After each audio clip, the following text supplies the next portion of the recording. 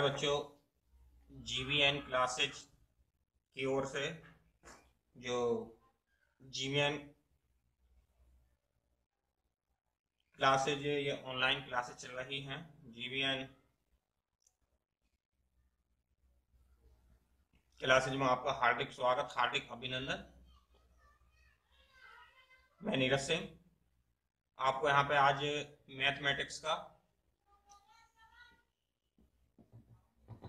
Mathematics का जो सबके लिए कॉमन टॉपिक होगा आज का, वर्ग एंड वर्गमूल, स्क्वायर एंड स्क्वायर मूल, उसके विषय में जो बेसिक नॉलेज है उसको बताते हुए आपको इसका संपूर्ण विश्लेषण बताने जा रहा हूं।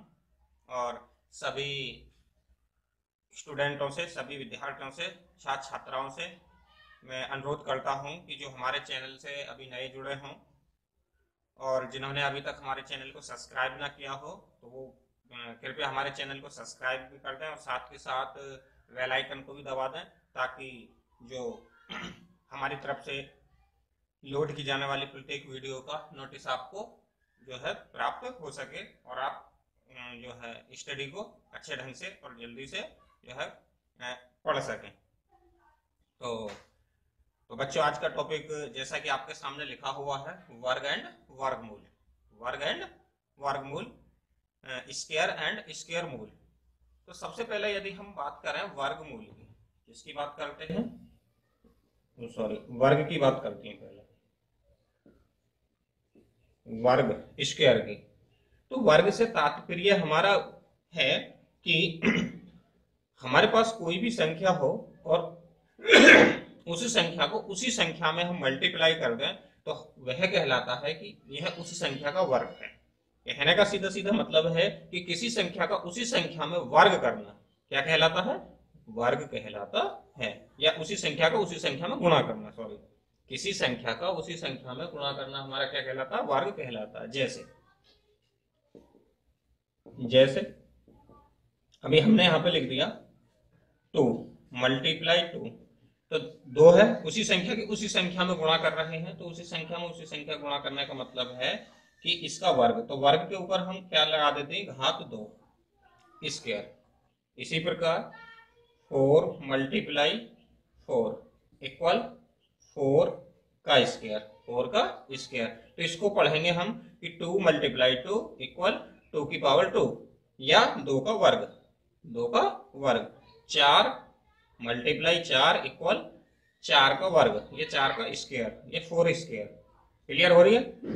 सीधा सीधा ये हो गया कि कोई भी संख्या हो, उसी संख्या का उसी संख्या में हम मल्टीप्लाई कर दें तो वह हमारा क्या कहलाता है, उस संख्या का वर्ग कहलाता है। उस संख्या क्या कहलाता है, वर्ग कहलाता है। क्लियर हुई इतनी बातें वर्ग की? अब यही अभी हम आपको साथ के साथ वर्गमूल और समझा दें। वर्गमूल, वर्गमूल, वर्गमूल को हम कहते हैं स्क्वायर रूट। क्या कहते हैं, स्क्वायर रूट कहते हैं। अब यहां से समझो, यहां इसकी जस्ट उल्टी क्या होगी, जस्ट उल्टी होगी इसकी।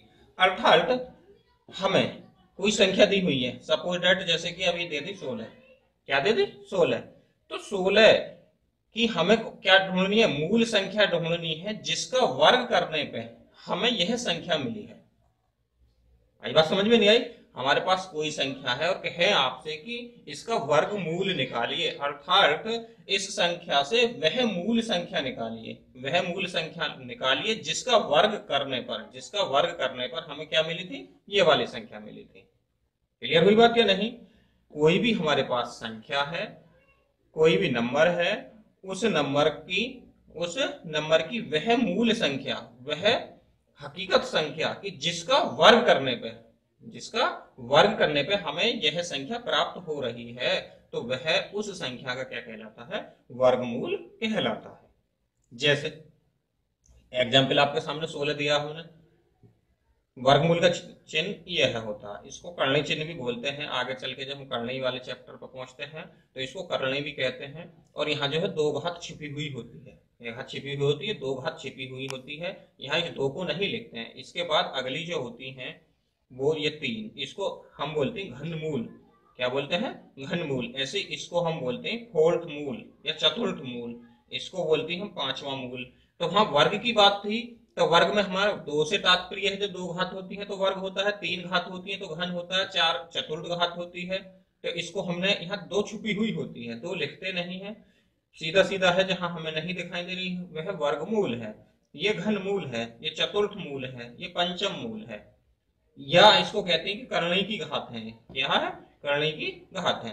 तो इसके अंदर हमें लिखना होता है उस संख्या को जिसका हमें वर्गमूल निकालना होता है, इसके अंदर लिखना होता है। अब इसका जैसे ही हमने निकाली तो वह संख्या 4 थी, कि जब 4 का वर्ग करने पे ही, 4 का वर्ग करने पे ही तो हमें 16 मिली थी। तो इसको निकालने का तरीका अभी हम यहाँ बताएंगे आगे चल के। अभी तो इसके लिए हमारे पास दो विधियां होती हैं, भाग विधि और गुणनखंड विधि, अभी विश्लेषण से आगे बताएंगे। तो इसको हमने ऐसे अभाज्य गुणनखंड 2 गुणा 2 गुणा 2 गुणा 2 में तोड़ लिए इसके अभाज्य गुणनखंड, यहाँ से दो दो के पेयर बना लेते हैं, जोड़े, और इन जोड़े में से एक एक संख्या हम उठा लेते हैं, 2 गुणा 2। जैसे ही उठाते हैं तो उठाने के बाद इनकी मल्टीप्लाई कर दी 4, यही क्या आ जाता है, वर्गमूल आ जाता है। तो उससे पहले अभी हम वर्ग की बात कर रहे हैं, तो पहले वर्ग को अच्छे से समझ लीजिए, तो उसके बाद वर्गमूल को पुनः से आपको विश्लेषण अच्छे तरह से बताया जाएगा। वर्ग क्लियर हो गया होगा। अब यहाँ पे देखिए हमारी संख्याएं एक तो पॉजिटिव होती है और एक नेगेटिव होती है, और पीछे हम अंक गणित में सीधा सीधा ये भी पढ़ चुके हैं गणितीय क्रियाओं से, यदि प्लस के साथ हम प्लस की मल्टीप्लाई करते हैं तो प्लस ही मिलता है, और माइनस के साथ हम माइनस की मल्टीप्लाई करते हैं तो भी प्लस मिलता है। तो इसका मतलब हुआ कि प्लस का वर्ग और माइनस का वर्ग, इसका हुआ प्लस का वर्ग किया जाए या माइनस का वर्ग किया जाए, गुणा थी ना, तो हमें सदैव क्या मिलेगा, हमें प्लस ही मिलेगा। क्या मिलेगा, हमें प्लस ही मिलेगा। तो यहां से निष्कर्ष निकल के आया कि संख्या चाहे धनात्मक हो चाहे ऋणात्मक हो, वर्ग सदैव धनात्मक ही होगा। वर्ग सदैव क्या होगा, धनात्मक ही होगा। जैसे कि +2 स्क्वायर, तो क्या लिखना चाहिए हमें, +2 इक्वल कितना हुआ, +4 +4, या हम बोलेंगे -2 का वर्ग, तो -2 गुणा -2, तो माइनस माइनस अभी पीछे हम बता भी चुके हैं, या आपको पता भी है कि माइनस माइनस प्लस होता है, और 2 × 2 इक्वल कितना हो गया, 4। तो यहाँ भी देखिए, यहाँ भी 4 है, यहाँ भी 4, कैसा है, दोनों ही प्लस में है। तो सदैव चाहे संख्या हमारी नेगेटिव हो या पॉजिटिव हो, अर्थात धनात्मक है या ऋणात्मक है, और सदैव हमें क्या मिलेगा, वो धनात्मक ही मिलेगा। क्लियर होगी बात। अब यदि हमारी कोई परिमेय संख्या है, मतलब कि P/Q की फॉर्म में है, P/Q की फॉर्म में है कि Q does not equal 0, Q does not equal 0 है, मतलब कि भिन्नात्मक रूप में है। किसमें है, भिन्नात्मक रूप में है, और उसका हमें वर्ग करना, तो कुछ नहीं करना। जैसे कि सपोज दैट हमने 3/7 बोल दिया, 3/7 का वर्ग कीजिए, तो हमने क्या किया, वर्ग कर दिया। तो क्या है, ये अंश है, ये हर है, न्यूमरेटर और डिनोमिनेटर। तो इसका हम क्या करेंगे कि अंश का अंश में काम कर देंगे, हर का हर में काम कर देंगे। जब हम घातीय नियम पढ़ते हैं तो घातीय नियम के आधार पर ऐसी, जैसे 3 × 7 है, पूरे पे घात है, तो जब गुणा में होती है तो अलग अलग भी घात हम चढ़ा सकते हैं। ऐसे ही यदि भाग में, ये भाग ही तो है एक प्रकार से, भिन्न का मतलब भाग से ही होता है। जब भाग में होती है तो उनपे भिन्न में या भाग में उनपे भी हम अलग अलग चढ़ाते हैं, अर्थात कहने का मतलब है कि अंश का अंश में चढ़ा दिया और हर का हर में चढ़ा दिया घात। तो 3 की पावर 2 बटे 7 की पावर 2, और 3 का वर्ग 3 × 3 इक्वल 9 हो गया, 7 × इक्वल 7 49 हुआ। क्या हुआ, हमारी परिमेय संख्याओं का वर्ग प्राप्त हो जाता है। अभी जो प्लस माइनस की कंडीशन बताई थी वो यहाँ भी अप्लाई होगी। ये प्लस में होती या माइनस में होती, सदैव किस में आएगा, हमारा प्लस में ही वर्ग आएगा। कंप्लीट हो गया। अब यदि इसको क्या है, ये परिमेय संख्या के रूप में, यदि इसको डेसिमल फॉर्म में हम ले आते हैं, मतलब दशमलव फॉर्म में ले आते हैं, तो दशमलव फॉर्म से भी हम सीधा सीधा, जैसे कि 0.01 का हमें स्क्वायर करना है, तो कुछ नहीं, 0.01 गुणा 0.01, इसके करेंगे तो 1 1 जा 1, 0 0 0 1 2 और 3 और 4, कितने पे आ गया, 4 पे आ गया। या इसको हम डेसिमल को किस में बदल सकते हैं, फ्रैक्शन में बदल सकते हैं, मतलब परिमेय संख्या के रूप में बदलने के बाद 1/100 ऐसे कर सकते हैं, इसी का रूप है। तो 1 स्क्वायर का 1 स्क्वायर ही हुआ, और यहाँ कितना है, 100 का स्क्वायर, ये 4 0 बन जाएंगे। और 1 से 10,000 से में डिवाइड देंगे तो 1 2 3 4 स्थान पर पहुंच गया, 0 0 0 1। वही चीज आ रही है। या तो सीधा पॉइंट में कर दो स्क्वायर, या उसको दशमलव को किस में बदल दें हम, मतलब जो हमारी डेसिमल फ्रैक्शन है उसको हमने फ्रैक्शन रूप में बदल दिया, पी अपॉन क्यू की फॉर्म में कन्वर्ट करने के बाद भी हम सीधा इसको जो है सॉल्व कर सकते हैं। तो वर्ग तो बच्चों आपकी समझ में आ गए होंगे। अब यहाँ पे एक छोटी सी आपको शॉर्ट ट्रिक भी यहाँ बताते हुए चल रहे हैं कि यदि हमारे पास दो अंकों की संख्या है, दो अंकों की संख्या है और उसको हमें बिना मल्टीप्लाई करे जल्दी से स्क्वायर करना, जैसे कि अभी हमने लिया 39, क्या ले लिया 39 का स्क्वायर निकालना, तो हम क्या करेंगे, हम 39 की मल्टीप्लाई 39 में करेंगे, तब जाकर के हमें क्या मिलेगा, आंसर मिलेगा। लेकिन बिना मल्टीप्लाई किए ही हम सीधा सीधा निकाल सकते हैं, तो क्या करेंगे, ये होगा 9 पकड़ा, मतलब इकाई का अंक, और ये हुआ दहाई का अंक, तो 9 का वर्ग 81 हुआ। तो 81 का हम क्या लेंगे, एक लेंगे, क्या लेंगे, एक लेंगे। अब ये कहाँ गया, ये हासिल में चला जाएगा 8, 1 लिया, 8 हासिल में चला गया। अब इनकी दोनों की आपस में गुणा करते हैं, आपस में गुणा करते हैं, गुणा करने के बाद इसका 2 गुना कर देते हैं, आपस में गुणा करने के बाद 2 की गुणा, तो 9 तो ये 27 दूनी 54, 27 दूनी 54, और जो हासिल का था उसको जो ऐड कर लो, है तो कर दो, नहीं है तो कोई बात नहीं है, तो है हम पे हासिल का ऐड करते हैं, तो ऐड करने के बाद 4 और 8 12, 12 का 2 हासिल लगा 1, और कितना हो गया तुम्हारा 5 और 1 6, 62 आ गया। अब 62 में यहाँ फिर 2 लिखेंगे, अब 6 यहाँ से फिर हासिल में गया, 6 कहाँ चला जाएगा, हासिल में। अब किसका वर्ग किया हमने, 9 का, सॉरी 3 का, तो 3 का वर्ग 9 हुआ, और हासिल का कितना था हम पे 6, 6 को जोड़ते हैं तो 15 आया। तो यहाँ पे अब क्योंकि आगे तो कोई संख्या है नहीं, जब आगे नहीं तो पूरा लिखना पड़ेगा, तो 21 15 इसका क्या जाएगा, सीधा वर्गमूल, बिना गुणा करे, बिना मल्टीप्लाई करे, यदि हमें सीधा निकालना हो तो इसका जो है हम मूल लिखे देते हैं। ये होगा तुम्हारा, सपोज दैट ये है कोई, ये क्या है, दहाई का अंक, और ये है इकाई का अंक, तो इसको लिखेंगे हम ए स्क्वायर प्लस 2a और b और प्लस b स्क्वायर, इधर से इसका वर्ग प्लस, यदि यहाँ से कोई हासिल आ रहा तो इसमें आकर के ऐड करेंगे इन दोनों की गुणा, a और b, ये मल्टीप्लाई है इस संख्या को, जो तो मत समझना, इन दोनों की मल्टीप्लाई और उसका भी 2 गुना, यहाँ से जो निकल के आ रहा है उस हासिल को भी हम ऐड कर देंगे, और फिर यहाँ से भी यदि कोई हासिल बनता है तो उसको यहाँ पे इसका वर्ग करने के बाद उसमें जोड़ करके और सीधा सीधा यहाँ संख्या लिखते हुए चले जाएंगे, तो वो क्या आ जाएगी तुम्हारी, सीधा सीधा वर्ग हमें प्राप्त हो जाएगा। क्लियर हो गया होगा बच्चों। अब हम बात करते हैं वर्गमूल की, तो वर्गमूल को अभी हम आपको बता चुके हैं, वर्गमूल, ये वर्ग क्लियर हुआ, अब बात वर्गमूल की कर लें। वर्गमूल, तो वर्गमूल क्या था, अभी आपको पीछे शुरू में ही हम आपको बता चुके हैं। तो वर्गमूल था कि किसी भी संख्या का, जो भी हमारे पास संख्या है उस संख्या की वह संख्या ज्ञात करना, या वह मूल संख्या ज्ञात करना कि जिसका वर्ग करने पर हमें वह संख्या प्राप्त हुई है, या उक्त संख्या जो भी है उसका स्क्वायर करने के बाद हमें यह संख्या प्राप्त हो रही है, तो वह संख्या जो होगी हमारी उस संख्या का वर्गमूल कहलाएगी, उस संख्या का क्या कहलाएगी, वर्गमूल कहलाएगी। और वर्गमूल का निशान ये बता ही चुके हैं, ये करणी चिन्ह के रूप में होता है। तो वर्गमूल यदि हमें निकालने हो तो वर्गमूल निकालने की हमारे पास 2 विधियां होती हैं। क्या विधियां होती हैं, 2 विधि की बात करें तो 2 विधि होती हैं। और अच्छा, वर्गमूल पे सदैव ध्यान रखो, अभी पीछे हम बता के हटे हैं कि +2 का स्क्वायर करें तो हमारा क्या आ रहा था, +4 ही आ रहा था, -2 का वर्ग करें तो हमारा क्या आ रहा था, +4 ही आ रहा था।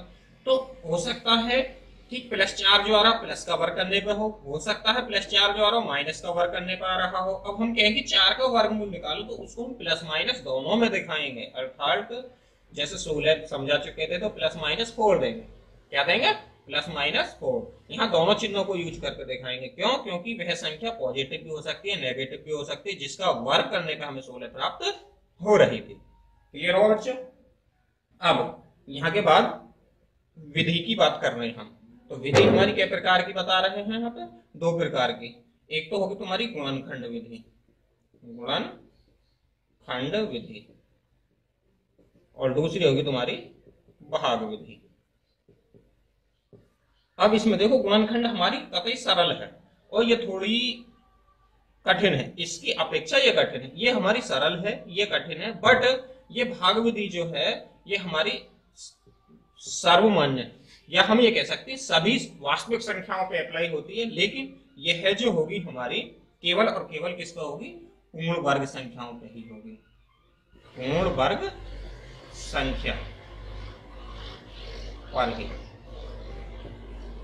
ये पूर्ण वर्ग संख्या पे अप्लाई होगी, गुणनखंड विधि हमारी पूर्ण वर्ग संख्या पे अप्लाई होगी, जबकि भाग विधि में हम कैसी भी संख्या लिख दो, डेसिमल हो, फ्रैक्शन रूप हो, या पूर्ण वर्ग है या नहीं है, कैसी भी संख्या है हम सब पे इसको अप्लाई कर सकते हैं भाग विधि को। तो इसलिए यहाँ पे जो मेन विधि है तुम्हारी वर्गमूल निकालने की, हमारी भाग विधि है। आगे तक जो हम चलेंगे अगली क्लासेज में जाके करेंगे तो हम गुणनखंड विधि बहुत लंबी प्रोसेस हो जाएगी। तो भाग विधि हमारी एक छोटी हार्ड है थोड़ी सी, लेकिन इतनी भी हार्ड नहीं है, और ये विशेषकर हमारी क्या होगी, ज्यादातर इसी से हम अगली क्लासेज में जाकर के निकालते हैं, क्योंकि छोटी छोटी क्लासों के लिए चीजें हैं गुणनखंड विधि, लेकिन आगे चल के हम निकालने बड़ी बड़ी संख्याओं के डेसिमल की एक ऐसी भी संख्या की, तो वहां हम किस कौन सी विधि अप्लाई करेंगे, भाग विधि ही ना जो है अप्लाई करेंगे।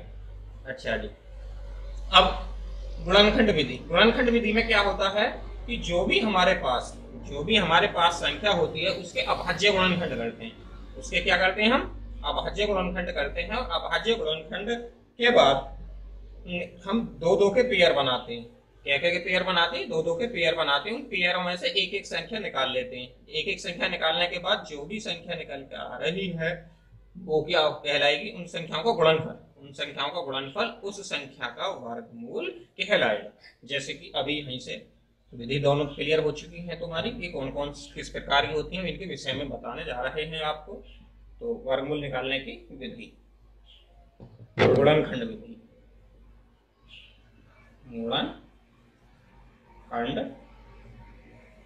विधि, गुणनखंड विधि से जैसे कि सपोज दैट अभी हमने लिया यहाँ से 625 ले लिया, ये संख्या कैसी हमारी पूर्ण वर्ग संख्या। पूर्ण वर्ग संख्या वह संख्या कहलाती है हमारी कि जिनका हम जो है सीधा सीधा वर्गमूल निकाल सकें, या जिनका जो वर्गमूल होता है एक पूर्ण संख्या के रूप में होता है, तो वह हमारी क्या कहलाएगी, पूर्ण वर्ग संख्या कहलाएगी।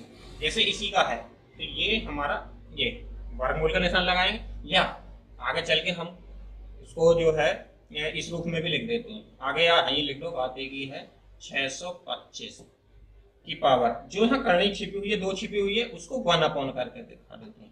जो भी हो, जैसे यहाँ हमने ले ली x संख्या और ये x की nवां मूल है, x का nवां मूल है, तो इसको हम बोलेंगे x की पावर 1/n।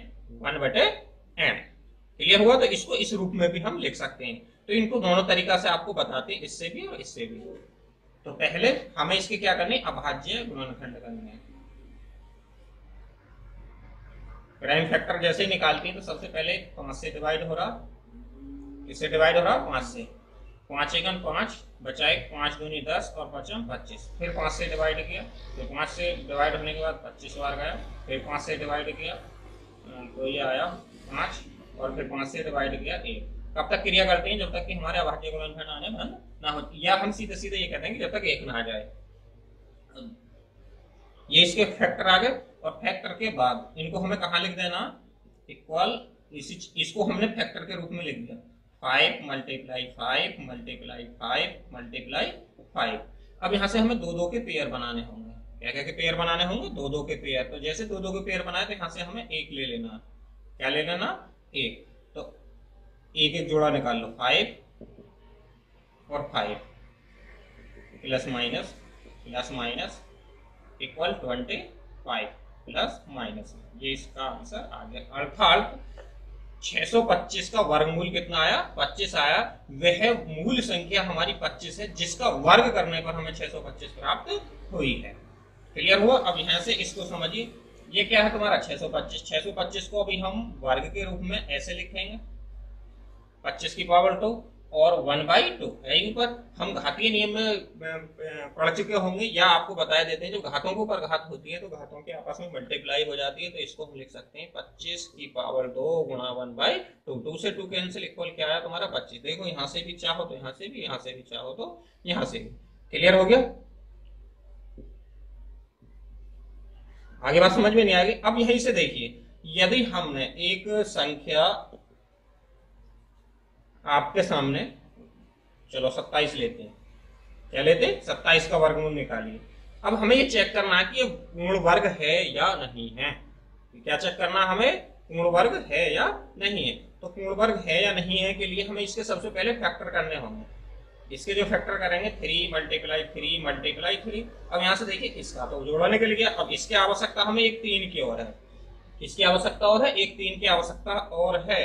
तो अब हम यहाँ से दो क्वेश्चन आपको बनते हैं कि क्या ये पूर्ण वर्ग संख्या है या नहीं। तो पहली बात तो होगी नहीं, क्योंकि ये निकल गया 3√3, इतना आ जाएगा, क्योंकि इसका तो निकल गया, इसका नहीं निकला तो इस पर जो की तो रह जाएगा, एक तो ये आया। अब ये यहीं से इसने क्वेश्चन पूछ दिया कि इसमें कितने से भाग अथवा गुणा की जाए। क्या कह रहा कि 27 में कितने की भाग करा जाए अथवा गुणा की जाए। क्या किया जाए, गुणन किया जाए अथवा भाग किया जाए कि प्राप्त संख्या हमारी पूर्ण वर्ग संख्या बन जाए। तो इसके लिए हमें क्या करना होगा, इसके लिए हमें करना होगा कि 3 मल्टीप्लाई 3 मल्टीप्लाई 3 ये था। तो या तो इसमें 3 की गुणा करें तो पूरा जोड़ा बन गया, या इसमें 3 से भाग दें तो ये भी खत्म हो गया। तो सीधा सा आंसर तुम्हारा क्या प्राप्त हो गया कि जिसका जोड़ा नहीं बन रहा, जिसका जोड़ा नहीं बन रहा वही हमारी आंसर होगा कि 3 से या तो गुणा कर दो या भाग कर दो, कि ताकि हमारी संख्या क्या बन जाए, पूर्ण वर्ग संख्या बन जाए। क्लियर हुआ इतनी बात। अब यहां से एक बात और समझ लो, देखो नोटेड पॉइंट है यहां से आपका।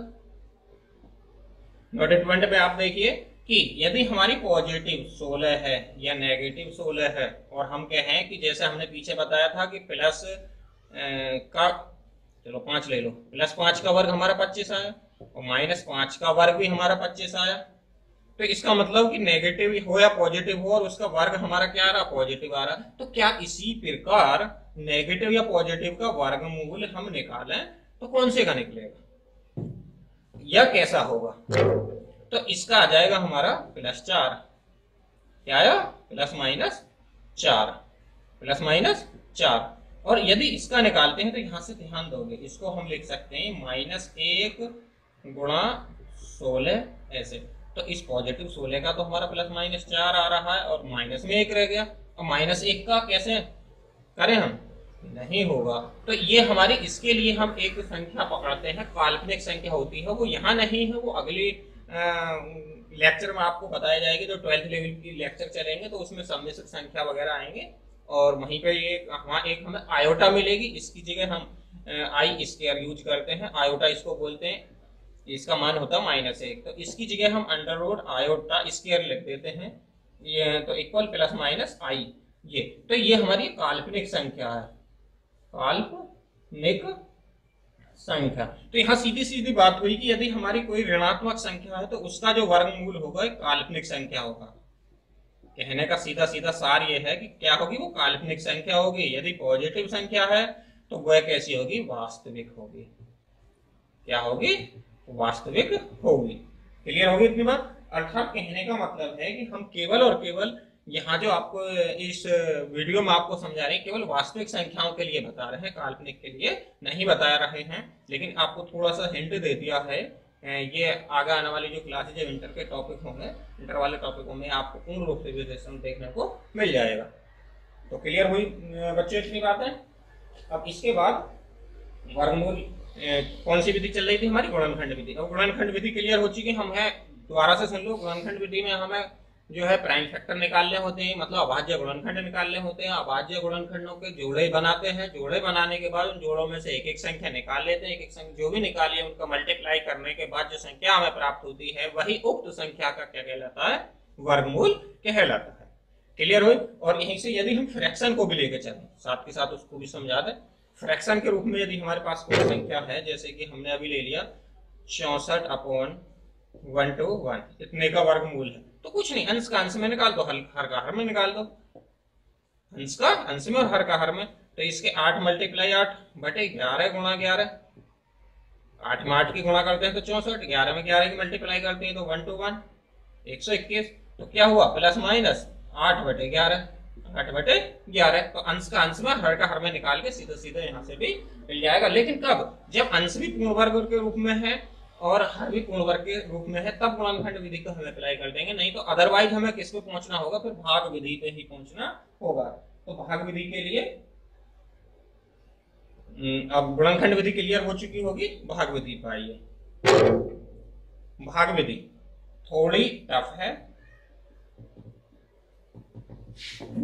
और इतनी भी टफ नहीं है कि समझ नहीं आएगी। तो भाग विधि में हम क्या लेते हैं, कुछ नहीं करना होता। सबसे पहले कोई भी संख्या ले लो, यहाँ कोई पूर्ण वर्ग वगैरह वगैरह की आवश्यकता नहीं है कि पूर्ण वर्ग है या नहीं है। सपोज दैट अभी हमने ले लिया 149 लेते हैं, चलो इसके पीछे 5 और लगा दिया। हमें नहीं पता ये पूर्ण वर्ग है या नहीं है, पूर्ण वर्ग है या नहीं है। तो इसके लिए हम क्या करते हैं, यदि इसका सीधा सीधा विदाउट डेसिमल हमारा वर्गमूल निकल के आता है, तो इसका मतलब होगा कि पूर्ण वर्ग संख्या है, नहीं तो अदरवाइज पूर्ण वर्ग संख्या नहीं होगी। तो हमें यहाँ क्या करना होगा, यहाँ हमें इधर से चलते हैं, इकाई के अंक से चलते हैं और ऐसे दो अंकों पर हम पड़ी रेखा डाल देते हैं। क्या डाल देते हैं, पड़ी रेखा डालने के बाद ऐसे इसको भाग में, जैसे हम नॉर्मली भाग करते हैं, तो नॉर्मली भाग में हमें कोई संख्या दी हुई होती है, लेकिन यहाँ हमें कोई संख्या दी हुई नहीं होती है। हमें अपने आप ही वर्ग के बराबर लेके आनी होती है संख्या। जैसे 1 का वर्ग 1, 2 का वर्ग 4, 3 का वर्ग 9 और 4 का वर्ग 16। तो यहाँ क्या तक पहुंचेंगे, हम 9 के वर्ग तक चेक करते हैं। क्या तक करते हैं, क्योंकि हम 2 अंक पे, हमारी 2 अंकों की संख्या कहाँ से, यहाँ जो बनेगी 0 1 से लेकर के, यदि यहाँ कोई अंक ना होता तो फिर हमें 0 लगाना होता है। क्या लगाना होता है, 0 लगाना होता है। तो इसलिए हम 0 1 से शुरू करके कहाँ तक पहुंचेंगे, 99 तक, और 9 का वर्ग करके 81। लेकिन जैसे ही 10 का वर्ग करेंगे तो 103, तो यहाँ जोड़ा दे देंगे, तो क्या तक पहुंचेंगे, हम केवल 81 तक पहुंचेंगे, अर्थात 9 के स्क्वायर तक पहुंचेंगे। तो स्क्वायर वार देखते हैं कि क्या बार जाएगा, क्या बार जाएगा। तो 1 का वर्ग 1 अभी पहुंच रहा, 2 का वर्ग 4 है अभी, 3 का वर्ग 9, 3 का वर्ग 9, 4 का वर्ग 16 ज्यादा हो गया, तो इसका मतलब 3 बार भेजा। क्या बार भेजा, 3 बार। 3 का वर्ग कितना होगा, 9 होगा। अब जैसे साधारण भाग की क्रिया होती है, साधारण भाग की क्रिया होती है, उसी प्रकार हम इसको सीधा सीधा क्या कर देते हैं, घटा देते हैं। तो भाग की क्रिया में हम सीधा घटाते हैं, तो यहाँ भी हमने घटाया, कितना आया, 5 आया। उसके बाद साधारण भाग में हम एक एक अंक करके उतारते हैं, लेकिन हमने यहाँ जोड़ा बनाए हुए 2 का अंक पर, तो यहाँ जोड़ा को ही उतारेंगे। क्लियर हुआ। और ये हमने जितनी बार भेजा था उतना इसमें जोड़ देते हैं। यहाँ को ऐसे जोड़ते हैं तो 3 और 3 कितना आ गया, 6 आ गया। अब हमें यहाँ को एक अंक लेके आना है, यहाँ को क्या लेके आना, एक अंक लेके आना है।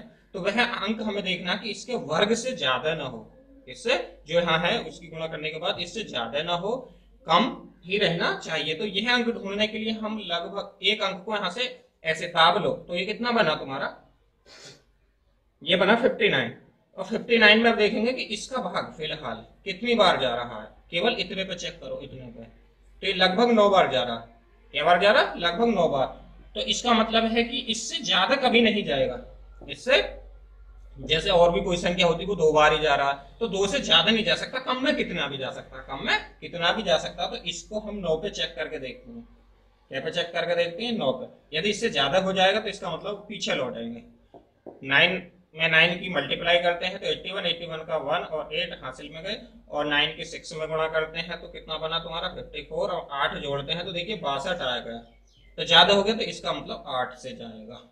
किससे जाएगा, 8 से हमारा यहाँ जाएगा। 8 की 8 पर मल्टीप्लाई करते हैं तो 64, 64 के 4 हासिल लगे 6, और उसके बाद 8 की 6 पे करते हैं तो 8 6 48, 48 और 6 तुम्हारे कितने हो जाएंगे, 54 हो जाएंगे। क्या हो जाएंगे, 54 हो जाएंगे। अब इसको घटाते हैं, इसको घटाते हैं तो 1 आया और 5, 51 आता है। अब यहाँ तो कोई संख्या नहीं बची, ये शेष बच गया। तो यहीं से एक क्वेश्चन और बताते हुए आपको चल रहे हैं कि इस संख्या में हम कितना घटाएं, कितना घटाएं कि हमारी संख्या जो है पूर्ण वर्ग बन जाए।